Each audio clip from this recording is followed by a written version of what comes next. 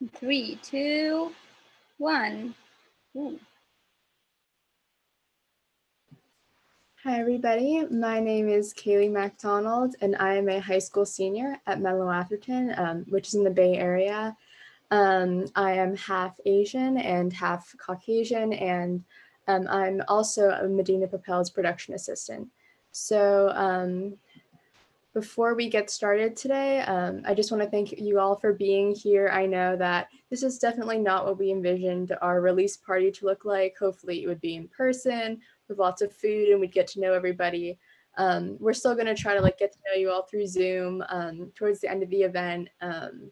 But we're super glad you came to join us today to celebrate our 2 years of hard work. So before we kind of get into the whole party, I'd like to go over our agenda for today. We're going to do some team intros so you get to know who we are. We're going to watch a dance video, the film, we're going to talk about our future plans, and then going to wrap it up with a Q&A. We timed this party to be around 1 hour because I know that many of us are struggling with Zoom fatigue. But of course, we encourage you to stay afterwards and just chat with us and get to know us because we really do want to get to know you guys. All right, so Madina Papel started out as Sama's dream to express her story, and she came to the US to follow her dreams and for education. And she really wanted to create this film to be a bridge between her American family and then her family back home in Saudi Arabia. So now I'm going to hand the microphone over to Sama so she can talk a little bit more about her story. Hi, I'm Sama, and I'm Sari. I had a dream. I wanted to understand myself and show my own colors without fear or regrets. I was in pain, so I promised myself to do whatever it takes for this pain to go away. For that, I had to understand the world and deliver an open mind at all times, to accept the team, the diverse team as they are. I had to see the beauty in others and welcome the family love that you have given me and the team by your support and making this movie happen. This movie would never happen without your support, the passion, and dedication from the team. Team of artists who were vulnerable enough to face their fears and make an art piece. Team of assistants and advocators who enjoyed their journey of growth to spread the word and organize this release party. And a partner who was with me through it all.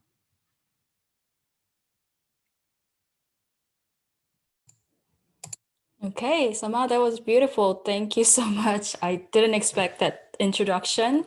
But yeah, hello everyone. I'm so glad that you all could join us tonight. Like Sama mentioned, we made this film over the last 2 years, and it was such a journey, and we really couldn't have done it without your help and your support. So thank you so much. And we want to really celebrate this moment with you guys today.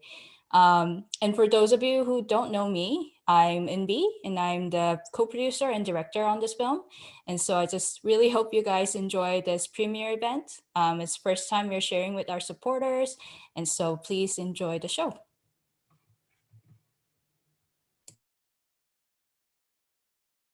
Oh, and I guess, should I pass it on to the next team member? Yeah.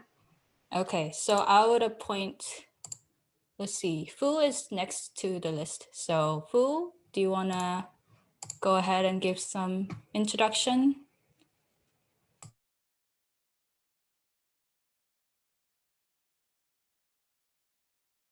I think you should unmute. There we go. Hi. Oh, hi. I don't know I'm the next. Very nice to see everyone. And I am the stop motion artist and very glad to join the team and do all the artwork, which is for the stop motion sequences. So yeah, please enjoy the show and glad to be here. Thank you.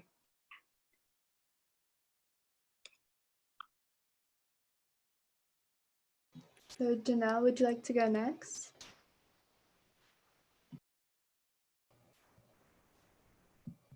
There I am.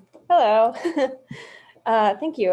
Yeah, hi, my name is Janelle Traver Ray, and I'm a recent grad from Academy of Art University. I studied visual development there, and I was the visual development artist for the short film. And I'm so excited to see it come to life after these last couple of years working with you guys. And it's been such a wonderful journey. Thank you. Thank you all for being here so much. And Kathleen?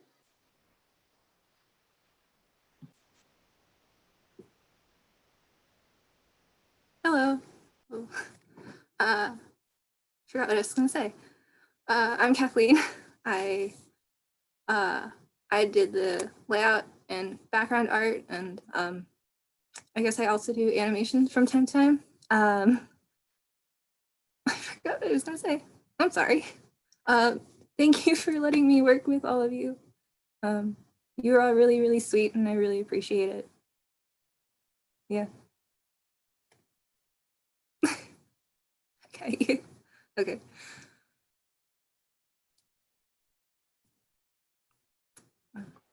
All right, so as I'm hoping you guys can see the shared screen where you can see all the members of our team and those who weren't able to make it today. Now you should be able to see our YouTube channel where we have interviews with most members of our team. We talk about our different characters, our reasons why we name them certain ways, our hidden gems in the film. So feel free to check that out. And then here's our social media. So just like a little plug, go follow us on all these accounts. And yeah, so now we're gonna start getting into all the different videos in the main part of our party. So we have our dance to Gufran's theme music from our composer Aftab. Some of you guys have already seen this if you follow our YouTube channel, and you're gonna be able to go and rewatch it if you want to afterwards. So there was this amazing Philippine belly dancer who was really inspired by our theme music, and she created this amazing dance to the film. So we're really excited to show you it. So Umbi, if you could start.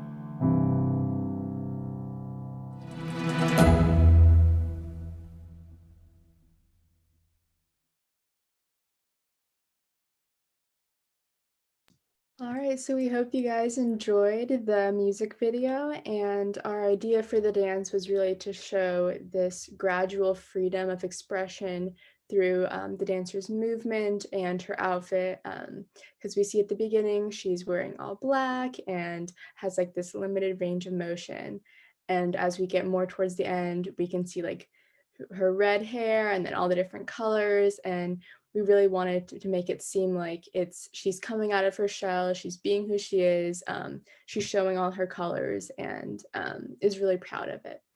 And again, if you want to watch the video again, it's up on our YouTube channel. So now we're gonna segue into what I'm sure many of you are here for, and it is the release of our film. So we're gonna start in just a couple minutes, but for those of you who maybe don't know Madina Papel as well, our main character, Gufran, comes home full of life and color, and he comes back to this paperless city where there's no color. And he comes back and he's faced with the wrath of his father, and he has to learn how to cope with being different in an area where everybody is just colorless. And yeah, so now we're going to show you the film.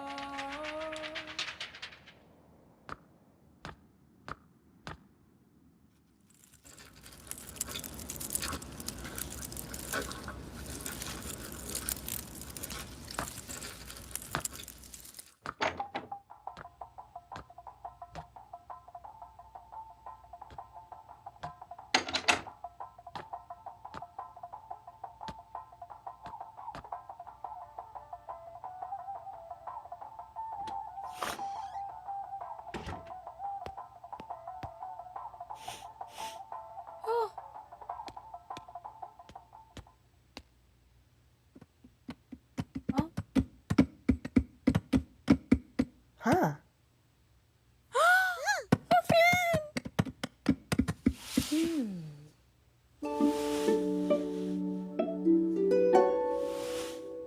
Uh-huh. Huh.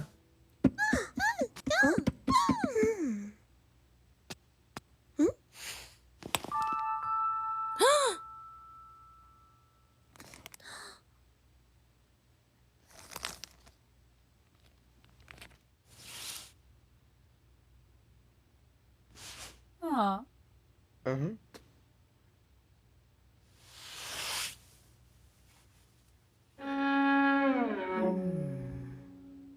Oh. Oh.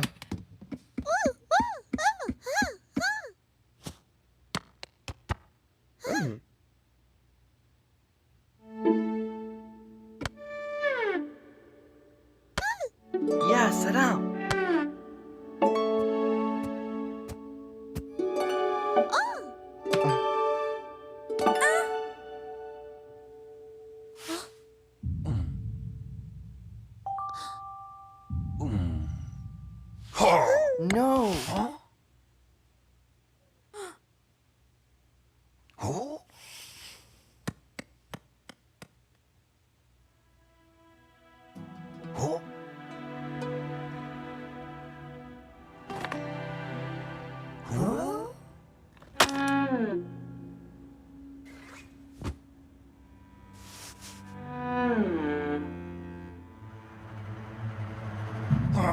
oh, ah, ah, ah, oh, ah,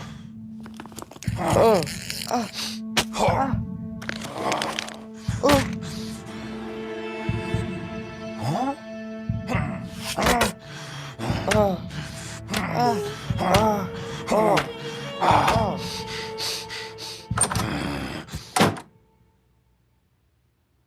Hey,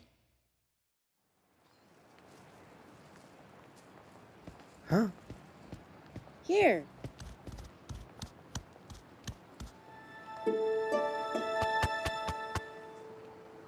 Come on. Huh? Hey. Hey! Come here.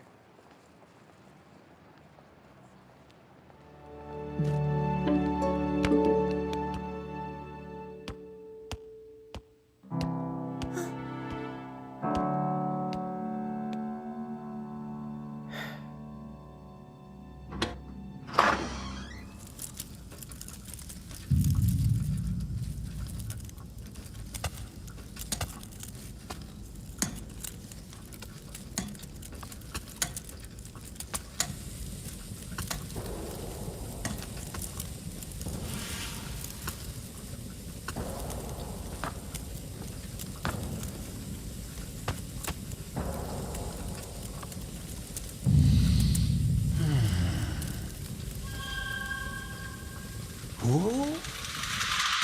Oh? Huh?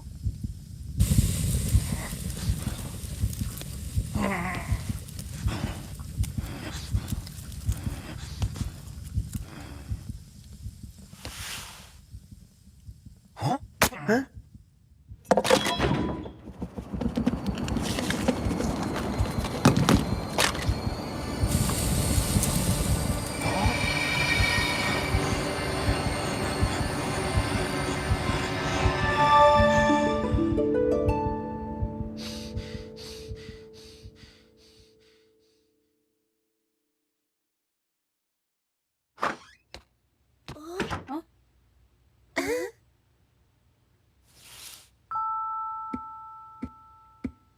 Huh?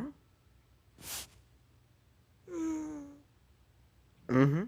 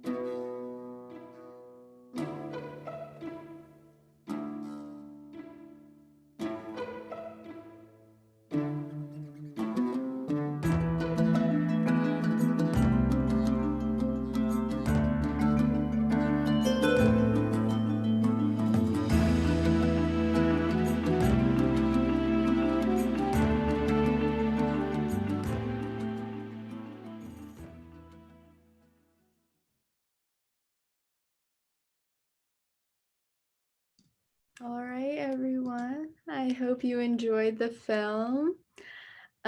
So now before we go on to our Q&A portion and just I guess also our chatting portion, we're going to talk to you guys a bit about our future plans. So for those of you who purchased any of our Indiegogo perks, those are going to be coming soon. We are in the final process of designing for our CD distribution with Gufan's theme music, which you guys heard earlier. So keep an eye out for any emails that we're going to send your way. For our film festivals, currently we've applied to around 30 of them, and we are waiting to hear back. They are from like London to Toronto to Peru, so really global, a lot like our team. And we're actually working on a second project right now called Blackwater, which is music. So keep an eye out for that as well. So I guess now we can move on to the Q&A portion of the party. So if you have any questions that you haven't already asked, feel free to do that in our Q&A section. And we're going to promote everybody to be a panelist so we can see all your beautiful faces. So again, if we are recording, so if you don't want to have your face seen or you don't want to talk, it's totally okay. You can just keep your microphone and your camera off.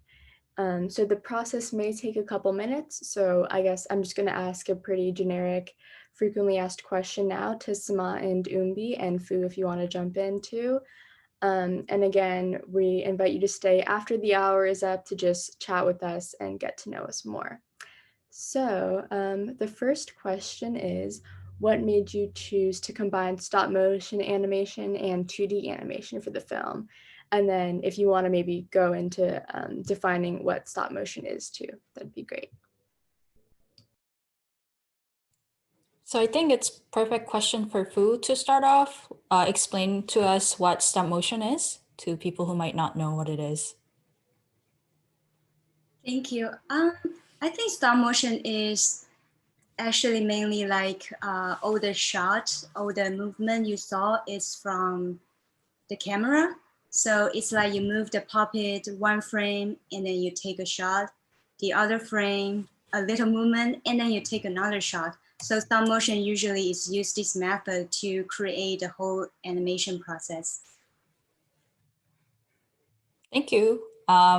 So Sama, do you want to sort of talk together about why we chose those two mediums? But you're gonna help me as well. So oh yeah, of course. we chose the stop motion and the 2D to represent papers, as the whole idea came up from papers. When I was writing the story, every time I crunch the papers, it's painful to me. So that's why we chose the stop motion part to be the fear, or like what's going on inside Gofran's feelings every time he's facing his fear. And as for the 2D puppet animation is to, I actually not sure about that, MV. Yeah, so we have 2D and stop motion just because, well, there's a lot of budgeting reason as well for independent production. Like we had to work with a very low budget, and stop motion can be very costly. And considering that our film turned out to be almost 8 minutes, it might have not finished in time. Because originally we were thinking 4 minutes, but then the story has so much nuances, and we just felt like 4 minutes wasn't doing its justice for the story. And so we wanted to be efficient with 2D, but also sort of, yeah, like Sama mentioned, we wanted to emphasize the physicality of paper. And we thought the best way to do that is through stop motion and actually using puppets and sets that's made out of paper. And so I think those are the main reasons why we chose those two mediums.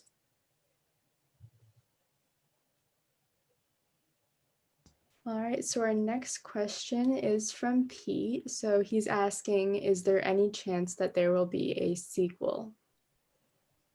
Hi, Peter. Yes, we do have future plans.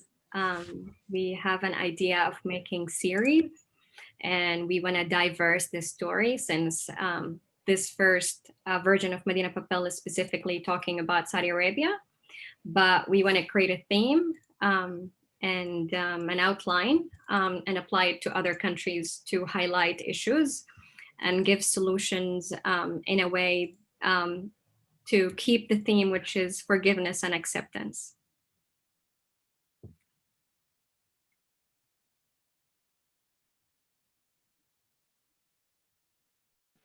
Peter, are you able to see the video?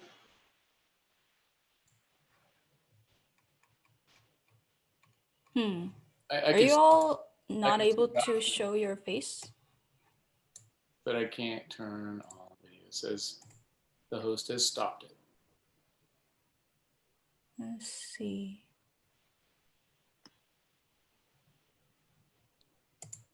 I guess we should all make you guys a co-host. I'm not sure what the function is in webinar to turn that on, but turn your cameras on, but I can definitely just make you guys co-host to see. Hello, so good to see you. Thank you. That was amazing. Thank you. All right, Fatima, do you want to go ahead? I know we're not, we don't have much in the Q&A section, so I'll go ahead and try to be fast with turning everyone into co-host Yeah. so that you guys can actually raise hands. I didn't get many questions, surprisingly. Except Did you for have any questions for us? no. Okay. Let's see. I mean, now feel free to unmute if you want to talk with us. We're just here to celebrate and chat. You can hear us. Good, but they can't see us. We can. Hi, Dave. Hello. Hello. Hi. A sequel because it ended on a bit of a sad note. Everyone was still colorless. And the star, Yes. Mm-hmm. the star still had color, but he left his family. Yeah. Go down. That's a perfect point. It kind of illustrates how it is in the Middle East. It's kind of hard to break the barrier between younger and older generation and try to change that mindset of, accepting the difference. And so, yeah, if we can get a sequel made, a longer story, we actually thought about, I think Sama wanted to make the father the protagonist, the main character, and show a different perspective, different point of view of the story. Because the father is actually a really interesting, complex character. Sama, do you want to talk a little more about how he came about? Yeah, and the reason why Gufran, the main character, leave the country, leave the city, and still colorless, because we also want to highlight Gufran, when he became colorful, he decided to go back to this colorless world and show everyone that being colorful is not poisonous and there is no problem to be who you are. And then when he found out that the father actually was aware of colors, but because of the culture and what's going on in that world, he was forced to suppress all these colors. And by the end of the movie, we want to represent that actually the change is within. So you don't have to force your colors even to someone else. You just have to accept them the way they are. Okay, thank you. Another question, just to follow up with the father. Timothy asked, what is the significance of the colorful airplane that appears in the father's flashback and in his room? So this is very personal to my father. My father's dream was to become a flight attendant, but due to the culture and that he had to please his father due to the religion as well, he had to work and study in oil industry. So his whole dream is to become a flight attendant. So we represented him knowing freedom, showing his true colors in that airplane, just to show that his dream was broken the moment he stopped chasing that. And in the end, we see him still, it's buried very deep inside him, in his heart, and that pain comes through, and Gufran sort of sees that, and he can sort of almost touch it. And it's a very metaphoric way of showing his pain through an object, I guess. All right, our next question comes from Diane. So, Sama, has anyone in your family seen this video? Hi, Diana and Eddie. Nice to have you. Yes, my siblings, they saw it. They love it. By the way, some of the voiceovers were done by my brother, one brother and one sister. And I have them here right now as well. And I have a cousin who attended as well, and some Saudi friends.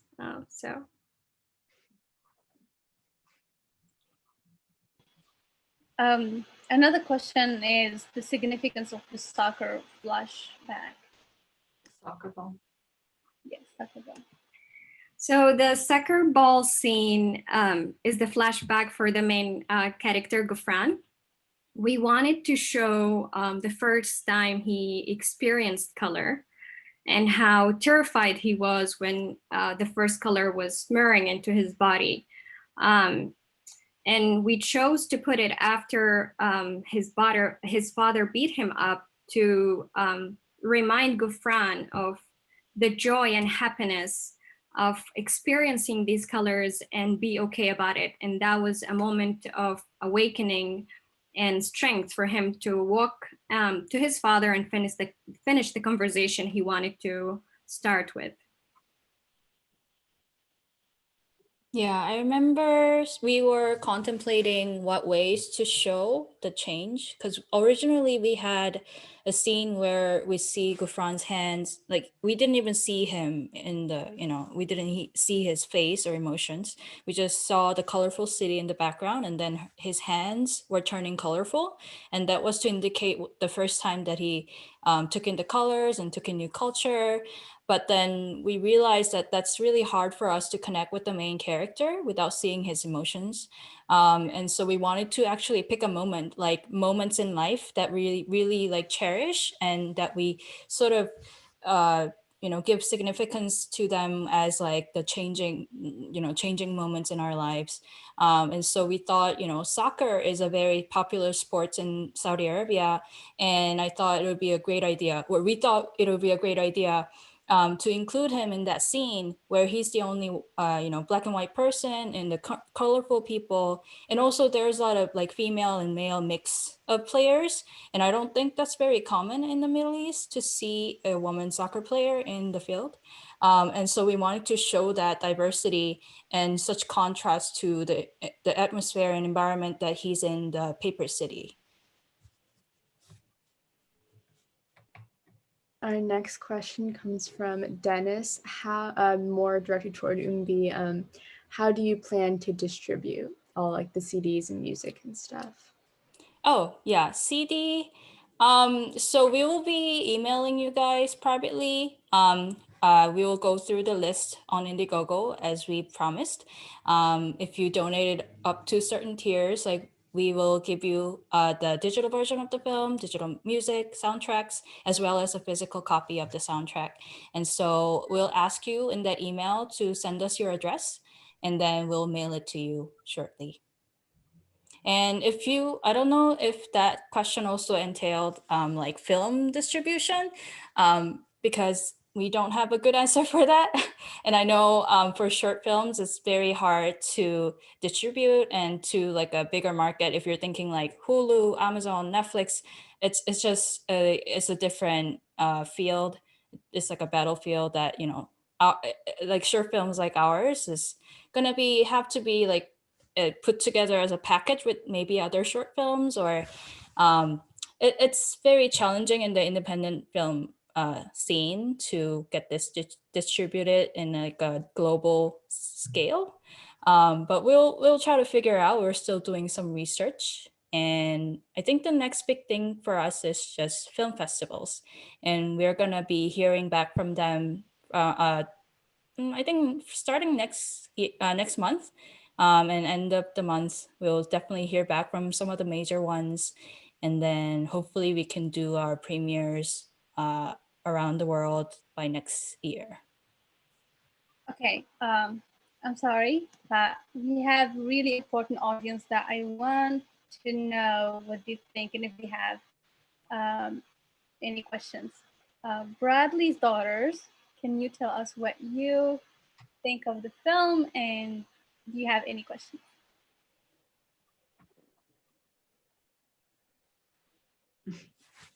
I really liked the film. It was really fun. I thought it was a great way to express how people change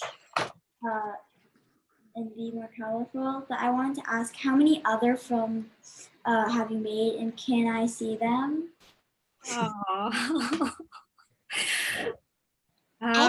Do you have a question too? You have a question I have a too? question too. How did he turn colorful?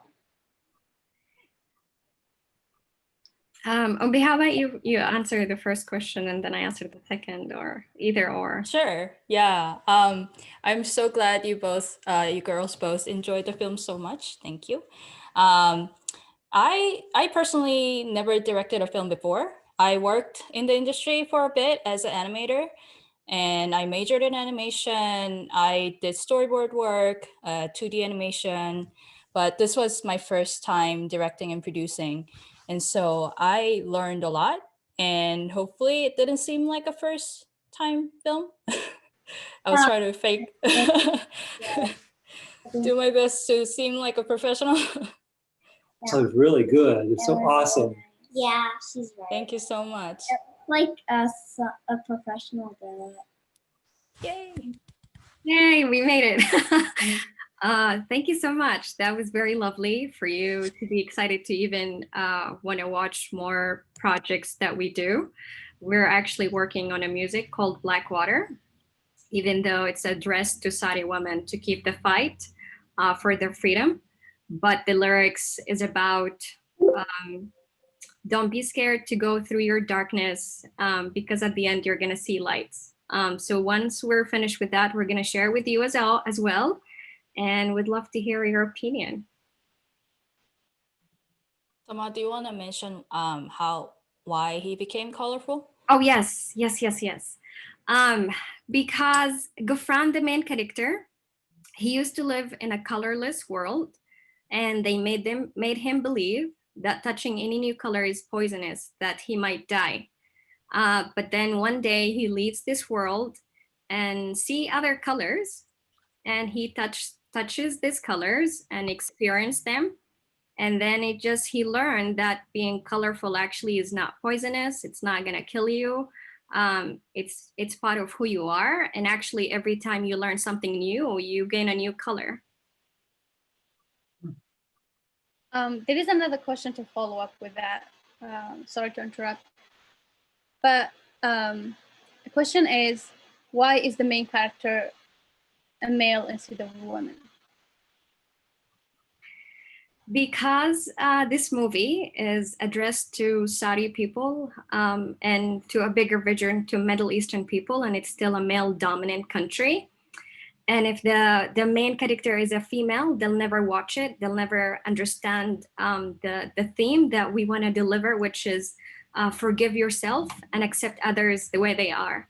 So it shows male character to make them watch the movie and understand what we're trying to say. All right, our next question comes from Pete. He says that he would like to share this with some friends and family. And what's a good way to do this and benefit your vision of bringing healing? We actually will release the movie to the public by December, which shows the end of the year because it's the time where family gather and it's time of family. And would love for Madina Papel to become part of the yearly movie that you watch with your family. So once we have that, I'll share it with you, Peter. And by the way, Peter Swirgen is one of the people who helped us finish writing the script. So thanks so much. Thank you so much. Of course, it was very helpful. Very inspirational work. It's hard to say in front of a big crowd of people, but I was very emotionally moved, and I thought very much about my own father and his father. So thank you.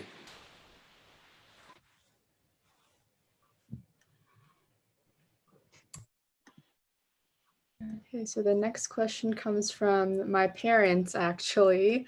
So how would this film be viewed in Saudi Arabia today, and would there be some audiences who would view it? Yeah, so as I said, we're going to share it on Madina Papel YouTube channel.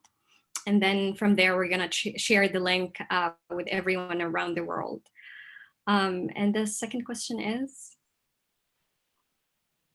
Yeah, so like which audiences would view it and how would it go over with people in Saudi Arabia? We already have Saudi audience outside of Saudi Arabia, like other activists, descendants, And we're getting some attention right now from Saudis. The good thing about the movie, it doesn't reveal any political views. So it's we're hoping it's going to be a best way to get into Saudi Arabia for people to watch it.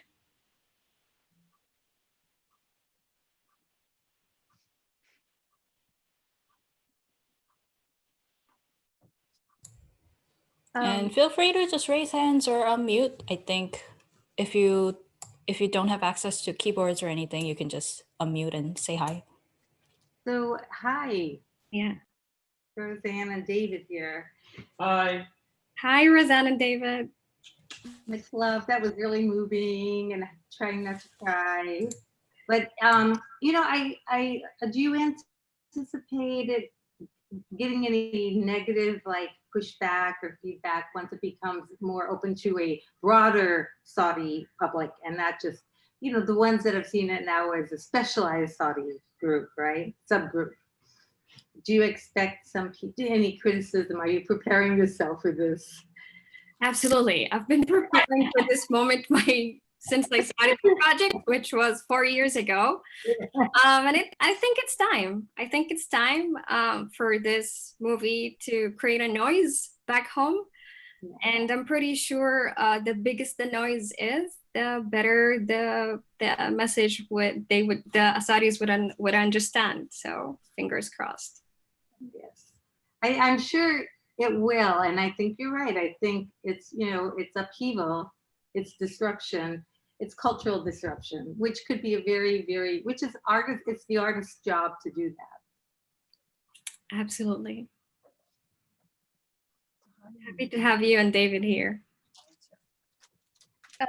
For those who don't know Samah's story and her background, I encourage you to go to the website. There is a really, really good video of her telling us where this movie story came from and what is her story and what is the struggle back there. So hope you find your answers there. And if not, you can follow us on Instagram and send us DMs or texts, and I will try to answer all your questions. Arsma, do you feel comfortable sharing the story right now, or would you prefer people to? Oh, okay. Shared my story many times. Unless I get more than 5 thumbs up, then I'll share my story. You want us, if we want it thumbs up or if we don't want it thumbs up? Which way? Got it. You got 5. All right. I have a question. Yes. The medallions in the story that he tried to give to the merchant initially, and then also to share with his family, what's the history behind the medallion? What's the meaning of that medallion? I saw some artwork that Janelle had done where she was creating these medallions, and I was very impressed with those. I'll let Fatma explain. Fatma, the box of Mamoul. Oh, I was like, what is the medallions?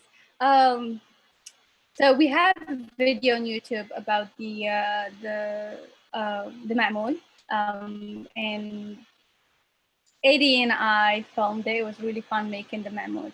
So the Mamoul is a Middle Eastern cookie, which is mainly stuffed with dates, but can be nuts or other sweet things. And the background is it's a shared cookie that's mainly made in Eid or celebration. It could be Eid for the Muslims or Ramadan, and for Christians it would be Easter and Christmas. So it's really good. I still have some, and I'm enjoying it. And for how it relates to the movie is that Ghufran goes back home in the day of the Eid, and of course he's gonna bring some mamoul to his parents and his friends. And you can see in one of the scenes where one character tries to buy some, and he doesn't have his wallet to pay for it. Ghufran offers it, but since it's colorful, it terrifies him. He didn't accept it. So this is how it really relates to the movie, and the team and I felt that it's really important to address that exact scene and that exact kind of cookies and what it symbolizes. And you can find more information also in a video we made called Hidden Gems that explains all the stuff that we put in the film, and we didn't have time to explain it, or you need to have a background knowledge about it. So we tried to afford that to you. Huh. This could be very valuable to educators, especially for people who are doing cross-cultural literature or cross-cultural studies, social studies, in a lot of different settings and different age groups, from elementary school all the way through college. I can really see it being useful, especially because you do have those ancillary documents and cultural information available to go it could be a great little study block for public school, private schools, it could be a real benefit for multicultural situations where people are trying to sensitize in cities and towns that are getting more integrated with more Muslim people. That might be a really good market for you. It's like the education and teachers.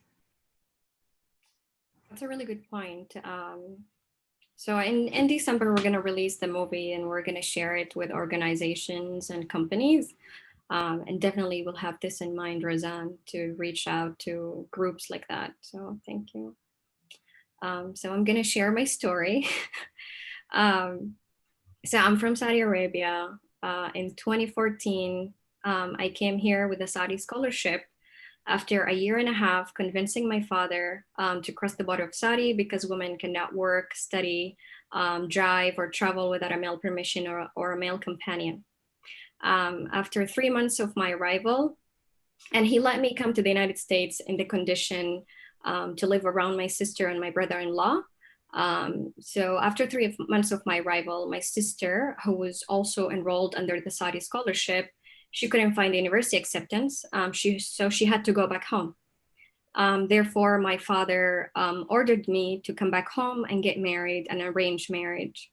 I said no. I told him I wanted to finish my master's and then I can go back home and do whatever he wanted.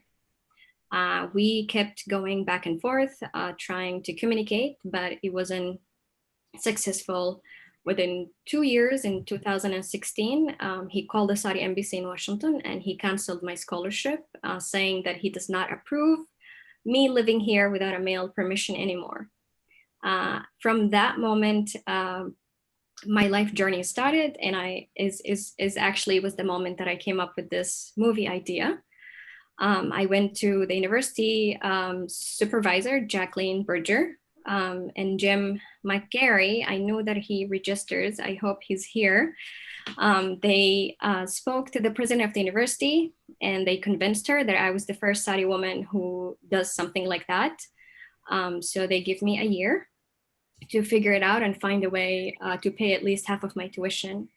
And then Jim McGarry connected me to Larry Purcell, and I am so proud that he's right here with us. Please, Larry, can you wave?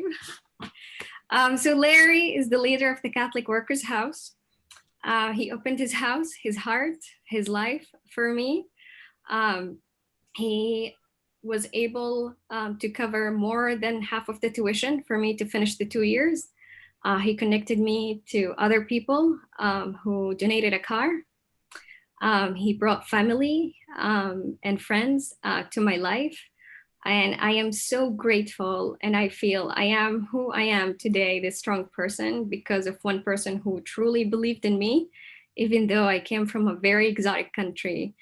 He just saw that there was something I was trying to say. So through Larry Purcell, I got helped financially, home-wise, and family-wise. I finished my master's, and what else? And I did this movie. So that's my story in short. Thank you. It's quite the story. Thank you. Well, you did more than that, Sama. I mean, Yes, I did, but I forgot. I became so emotional. I love you, Larry. Yes, I'm working on a music video. Larry also connected me to his sister, Eileen Purcell, who is the founder of Oscar Romero Foundation. They found a lawyer for me. There is money to pay for that lawyer. I got my asylum approval by 2018. And then within a year from that, I got my green card as well. That's what I remember right now. I would love for Larry to talk. I'd love to hear your voice. Well, I'm very proud to be part of Sama's life. I've been doing work with people that are in jeopardy for a long time. And I'm very clear that they do the work. They put in the hours and they make the decisions to be colorful, to bear gifts back to their families, whether they're accepted or not, to be themselves in a world that wants us to be cookie cutter people. And Sama is not a cookie cutter person. I'm very honored to know her and to be part of her life and her journey. I'm honored and proud to be part of your life, Larry. Larry, I love you so much.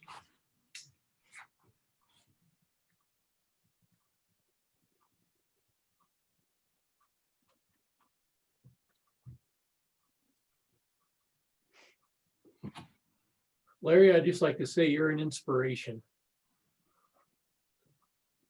to some of us older folks. Yes. I didn't think about it. The condition that I'm old. Sama, she makes me feel younger. I'm so glad. Well, we're actually trying to make you dance, so. Another aspect of Sama that is, if you meet her, you know this. She's very enchanting. She has a way about her that is very, very warm and open. And when I would introduce her to other people, it was clear the connections that were made very quickly. And that's part of who she is. And in this whole process, I must say, as a father of younger people, I felt very sympathetic to her father. He was not a very sympathetic personality in this, but it's hard, it's very hard when you're culturally preconditioned for certain expectations of your family, your society, and then your children with their wisdom smash those preconceptions. It's very hard to deal with that.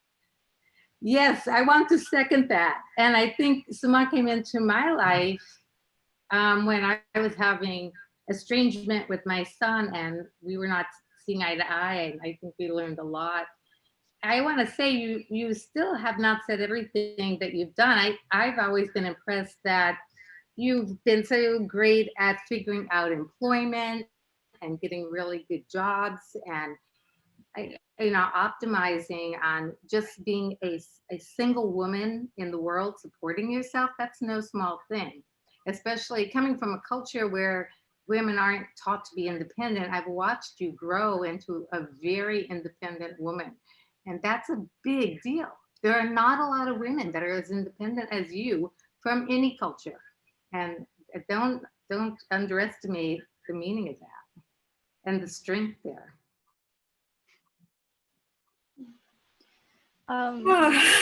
Thank you, Roseanne. I love you so much. I love David. Hi, David. Hi. So Roseanne and David, they are part of my supporters, and I am so proud to call them my family. They are like a mother and father to me. Well, they have been with me through it all. I have another family member here that wants to say something else. Hello. Hi. Hi, I'm Samas's brother. I just want to say I'm so proud of her, and I want to see more things like this in the future.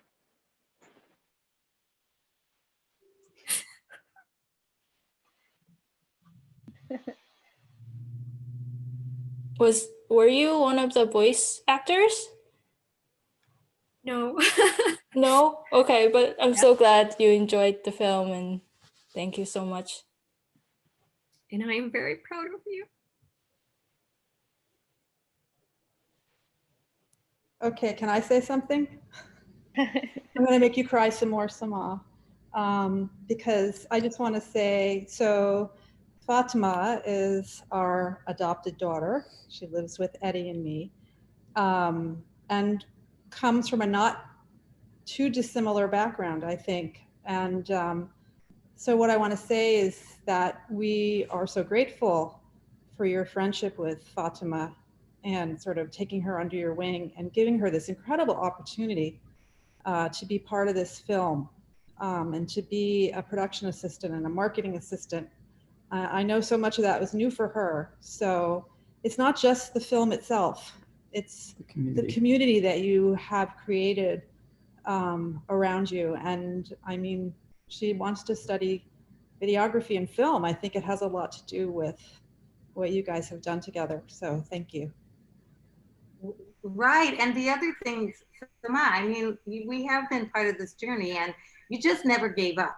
You ran into a lot of obstacles. You ran into the wrong matches of people doing things for you and you never gave up. I mean, you ran into problems where you had to change jobs and you never gave up. I mean, this is David and I would often just look at her, look at you and say, look at her go, you know, and we held back helping you more because we're like, no, let her do it. Let her struggle a little bit. Let her get strong with her struggles. And that's hard.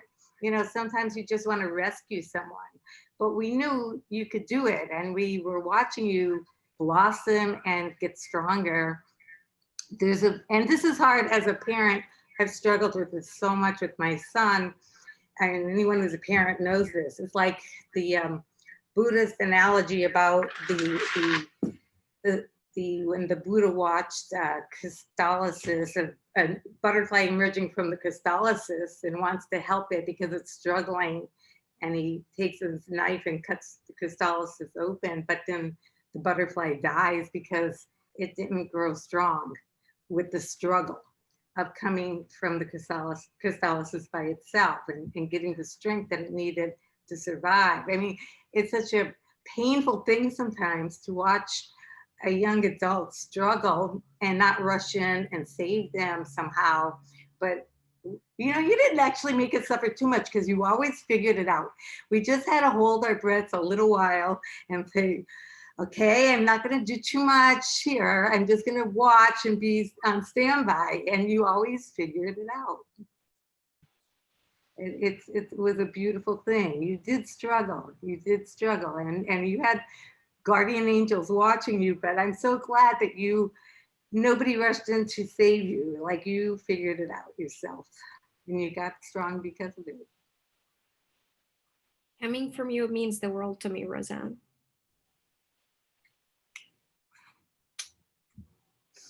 I just want to add to all of this that Samah's story or Ghufran's story, Madina Papel, is everyone's story. I mean, things can differ, backgrounds can differ, the colors, the meaning of the colors can differ, but it's all our story. And I can deeply relate to Samah's story as an Arab woman coming from similar backgrounds and similar restrictions and rules.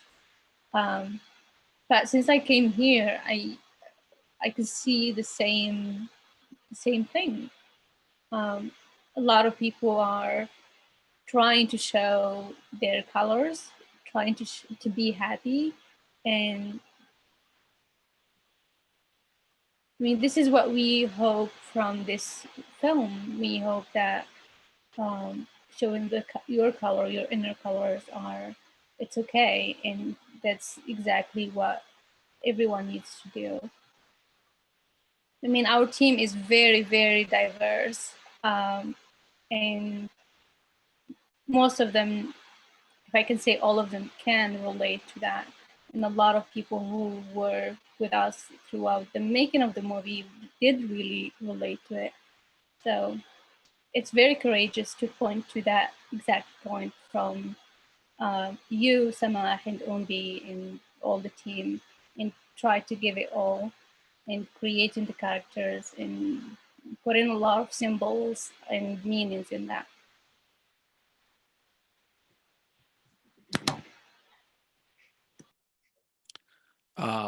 I have to go, but I do have a question before I leave for all the panelists here. What are your favorite flavors of ice cream?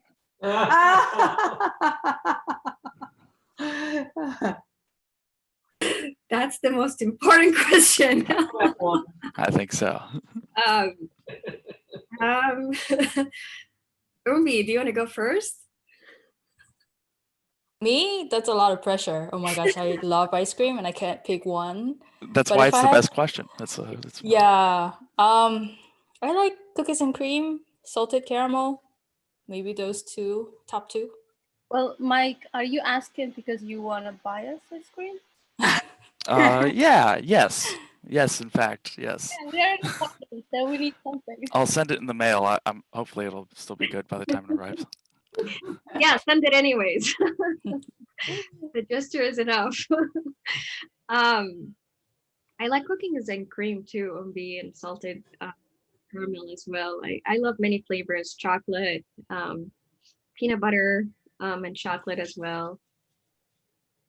It depends on the mood. Okay, we're gonna go to Kylie, Fatima, Fu, Janelle, Kathleen.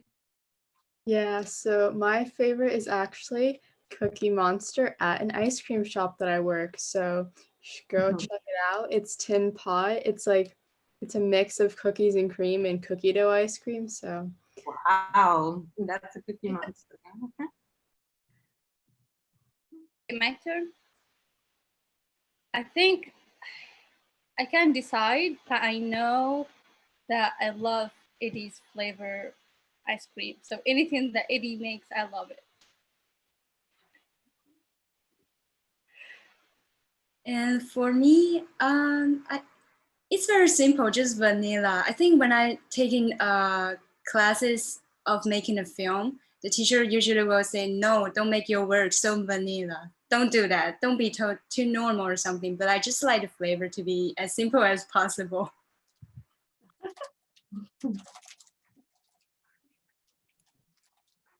Cool, thank you, appreciate it.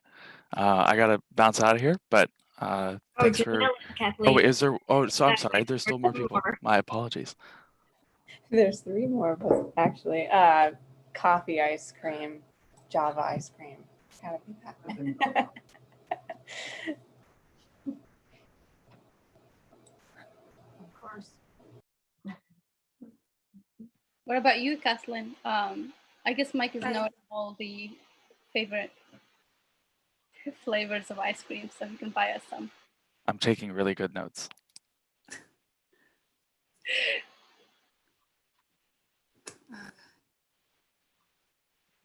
I kind of have to say, I think recently my favorite flavor is chocolate and caramel.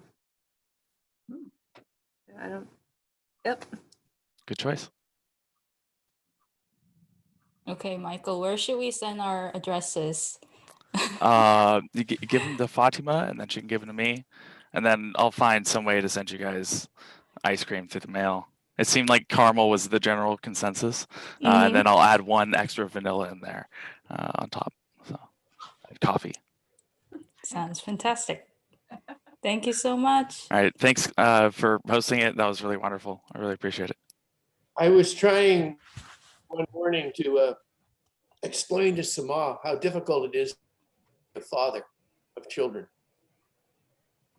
and how hard the expectations we have are shattered of our children. So I said to her, I am a very serious Christian. I take it all very seriously. So I said to her, Sama, do you believe in God? And she said, yes. I said, what do you call God? She said, Allah. I said, is God female? Is Allah female? And she looked at me like I was the man in the moon. Because that's not even possible in her world. In her world, not her father's world, in her world. It wasn't possible to think of Allah as a woman.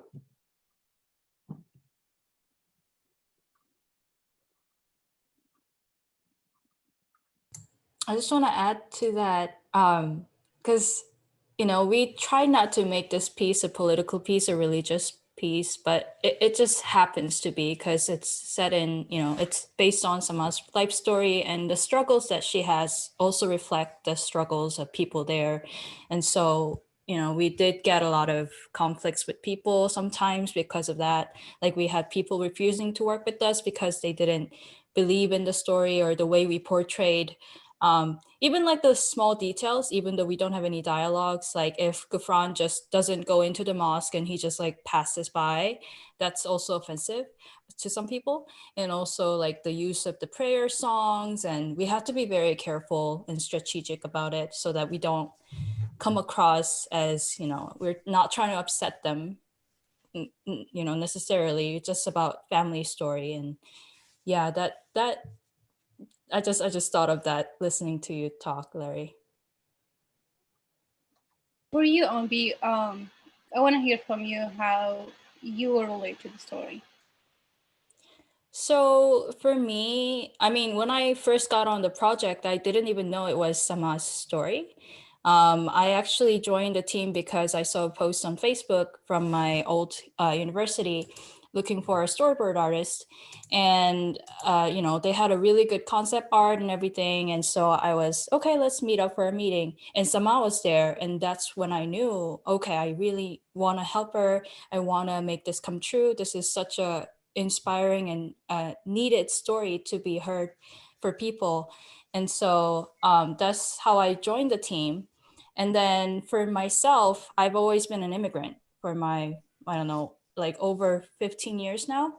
Like I left Korea when I was very young and I lived in New Zealand and US. And so I always felt like I didn't fit in and I was trying to find my identity. And so I could really sort of relate to Gufran's feelings of wanting to be, myself and not worry about what society tells me to, like the black and white versus the colors inside me. And so I think when I was working on the script with her, like I could definitely relate to those feelings and try to make that sort of representation through visuals.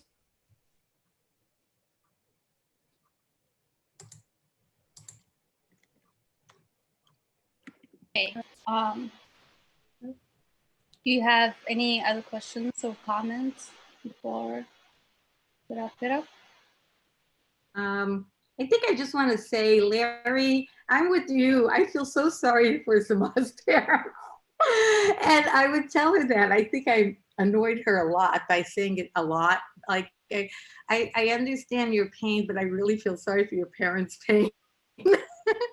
Because as a parent, you can't help but know they're in pain. And you know that as much as she might love them, she doesn't understand their pain because she's not a parent. So she reminded me of the child's pain and my struggles with my son and our misunderstandings. And I think I reminded her that we parents are only people. Like we're just people. We're not all that. And we just screw up all the time. We make a million mistakes, but it's not because we don't love you. And I've developed this theory that every culture in the world, and there's so many, develops itself for survival.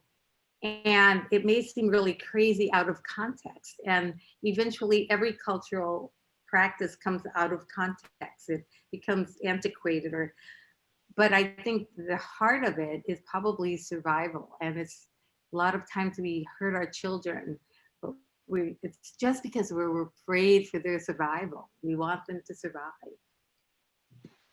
So just, as you survive and thrive, your parents will understand.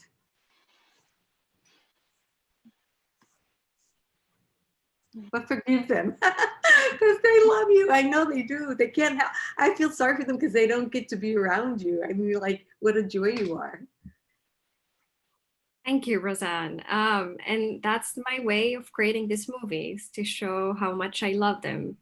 And we also don't want to forget the team members and all of them and their hard work, and how they were vulnerable enough and they shared their emotions to make this beautiful art piece. I'll leave it right now to Kylie and Fatima to wrap it up. Yeah. So thank all I of you. think we had one more question. Can we have a actually quick comment? Hello.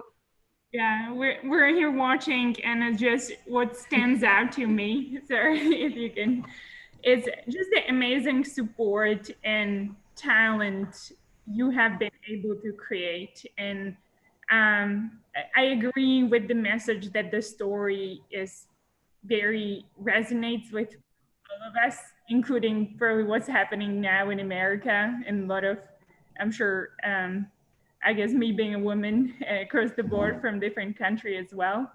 But I want to commend you, Samai, when you're really, I resonate with the warmness and just the energy and the talent you have. And I compliment everybody on the group that you've been able to assemble, and that is part of it as your core and strength and support. And I think that's the only way to really help the talent grow and thrive. And we're here supporting you, and super great movie. Thank you for the invite, and we're cheering for you. Thank you so much, Clara and Amanda. By the way, these are my San Jose neighbors. Yeah, I wanna just say, Sima, you know, through all of your struggles, you know, nobody would have expected such a story, because you have such a warm heart and such a fearless, you're just out there. And unless somebody sits down and asks you, tell me about yourself, will they know the amount of struggle that you've gone through. And I also want to add that I am extremely grateful being a part of Sima's life and being a friend of hers. I am extremely grateful for all of you that have supported her throughout her journey, because I would never have met Sima if it wasn't for you guys. And so she has touched my life, and I am forever grateful for you guys as well. Thank you. That's very touching, Amanda. Hey, thank you so much for being here. We were so excited to share the work of the team, and we hope that all the team members would join us. But there is a huge time difference in other team members from other parts of the world, so we could not make it. But you get to see what they did, which is great. So thank you so much. Thank you, everyone. We really wouldn't have been here without your supports. We're there for champagne toast, but we can't. So virtually. Cheers. Cheers. Cheers. Everyone, I love you, all of you. Remember to vote. Vote. Everyone you know who can vote votes. And we have something at 5:30, so bye. Take care, everyone. I love you. Bye. Bye-bye.